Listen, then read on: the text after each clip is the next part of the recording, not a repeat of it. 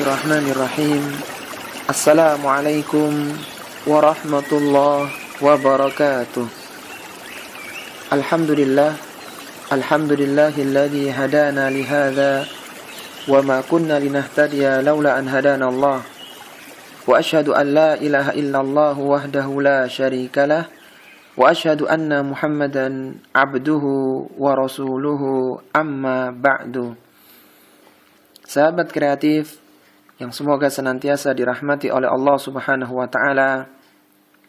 Sungguh beruntung kaum muslimin yang diturunkan Al-Qur'an kepada mereka, yang merupakan seagung-agung kitab suci dan seutama-utama mukjizat Nabi sallallahu alaihi wasallam.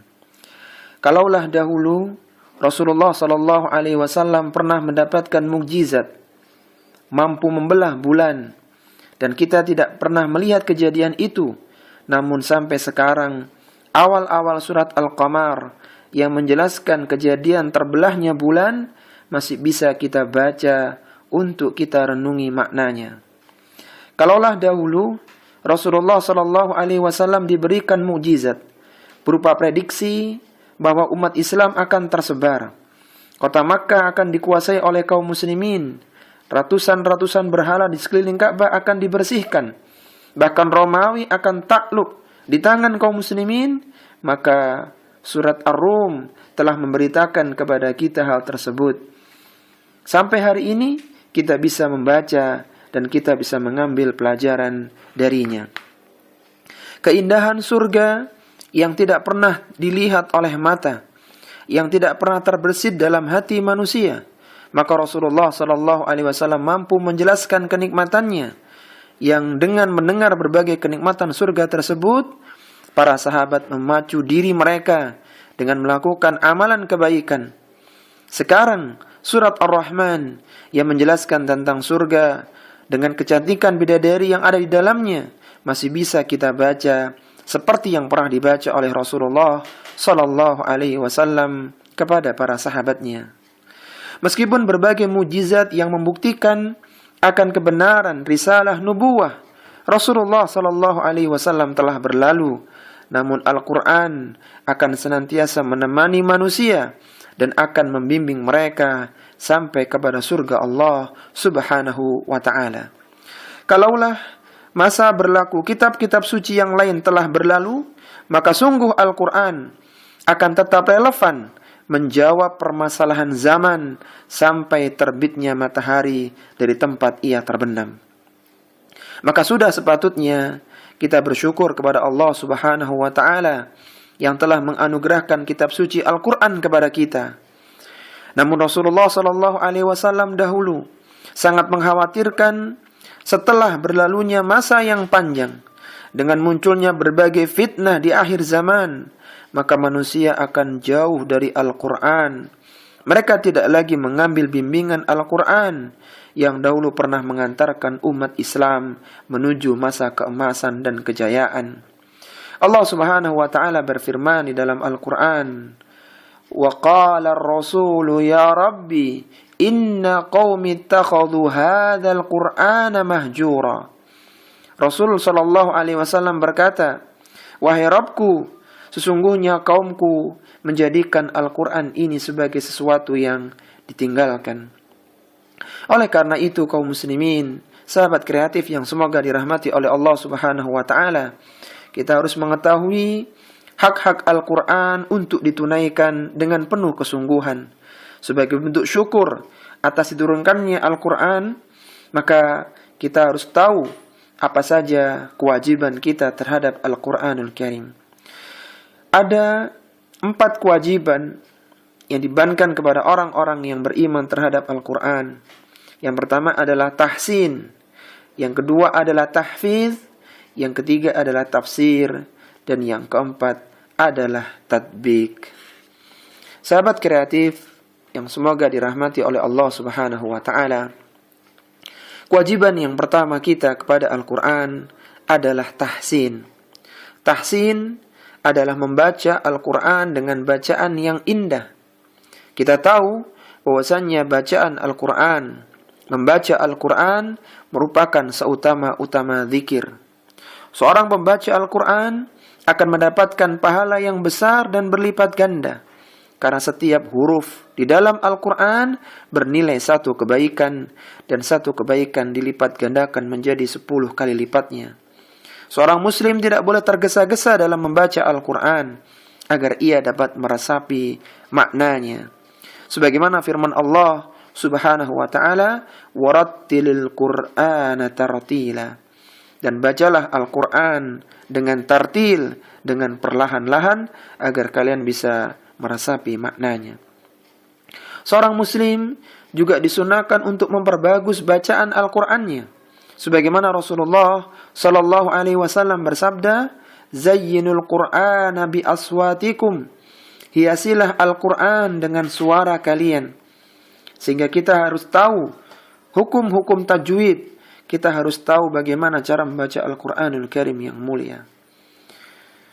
Kemudian yang kedua, sahabat kreatif yang semoga dirahmati oleh Allah Subhanahu wa ta'ala, kewajiban kita terhadap Al-Quran adalah tahfidz, adalah kita berusaha untuk menghafal Al-Quranul Karim yang mulia. Al-Quran merupakan kitab suci yang paling mudah untuk dihafal manusia. Sebagaimana firman Allah Subhanahu wa ta'ala, fa innama yassarnahu bilisanika la'allakum yatadhakkarun. Sesungguhnya kami mudahkan Al-Quran dengan bahasamu agar mereka mendapatkan pelajaran. Sehingga janganlah manusia dewasa, anak-anak kecil yang belum bisa baca tulis, jika ditalakikan bacaan Al-Quran, niscaya mereka akan hafal Al-Quran. Di antara kiat untuk menghafal Al-Quran, yang pertama adalah mengikhlaskan niat untuk menghafal Al-Quran karena Allah Subhanahu wa ta'ala. Kemudian menggunakan satu mushaf, dan hendaknya memilih mushaf yang akhirnya itu adalah akhir ayat, yang disebut dengan mushaf pojok biasanya.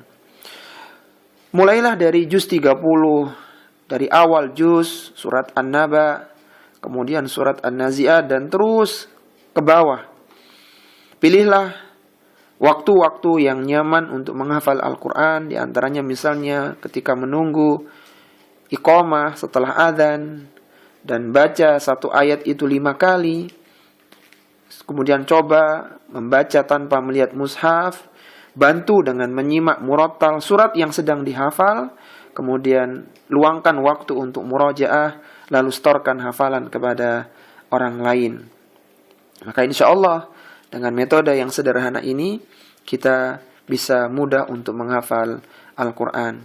Kalaulah seorang satu hari bisa menghafal 15 baris dalam Al-Quran, yang dia bisa mencicilnya dengan setiap selesai sholat itu 3 baris, maka satu hari dia dapat 15 baris. 15 baris itu satu halaman mushaf Al-Quran. Maka kalau dalam 25 hari, maka dia sudah mendapatkan 1 juz. Kalau 1 bulan, 25 hari dia dapat 1 juz, maka 10 bulan dia dapat 10 juz. Kalau setahun dia dapat 10 juz, maka 3 tahun dia bisa hatam hafalan Al-Quran biidnillahi azza wa jalla. Kemudian yang berikutnya, sahabat kreatif yang semoga dirahmati oleh Allah Subhanahu wa ta'ala, kewajiban kita kepada Al-Quran adalah tafsir. Kita memahami Al-Quran dengan pemahaman yang benar. Karena Al-Quran diturunkan untuk dipahami maknanya.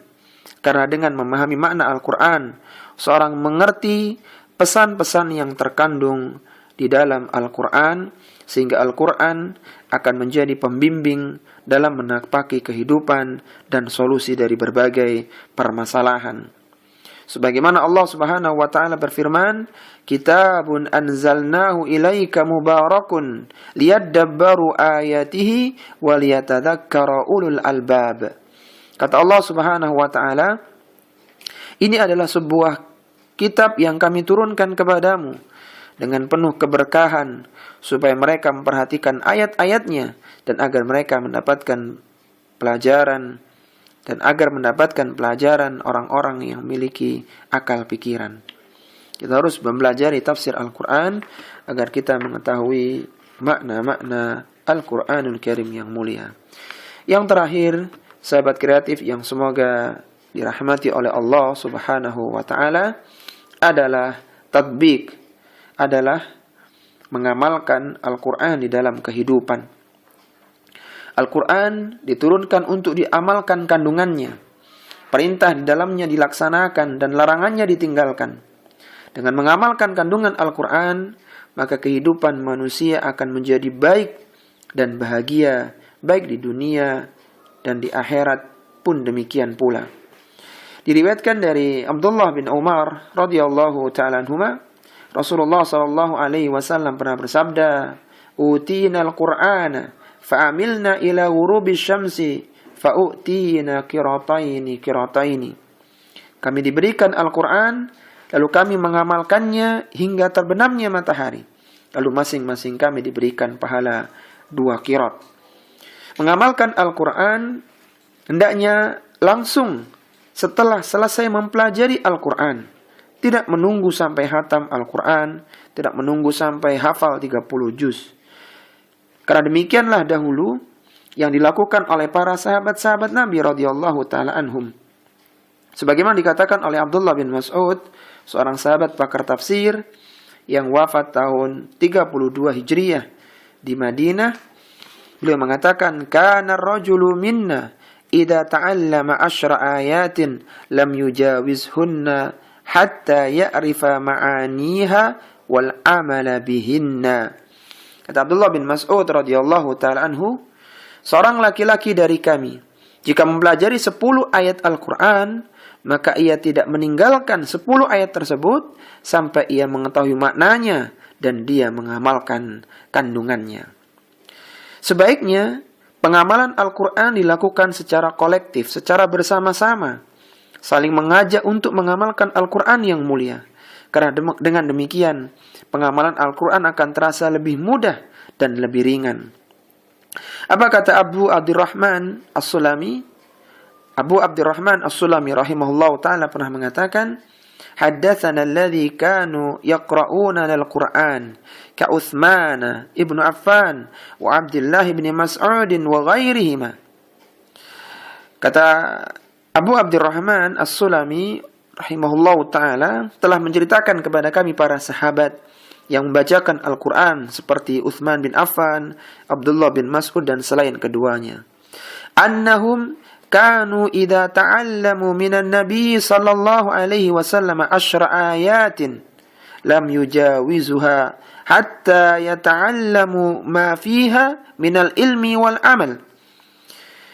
Bahwa sesungguhnya mereka jika mempelajari 10 ayat dari Nabi sallallahu alaihi wasallam, mereka tidak berpindah ke ayat yang lain hingga mereka mempelajari ilmu dan amal yang ada di dalamnya.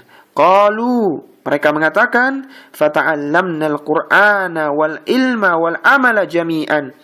Kami mempelajari Al-Quran secara keilmuan sekaligus pengamalannya bersama-sama.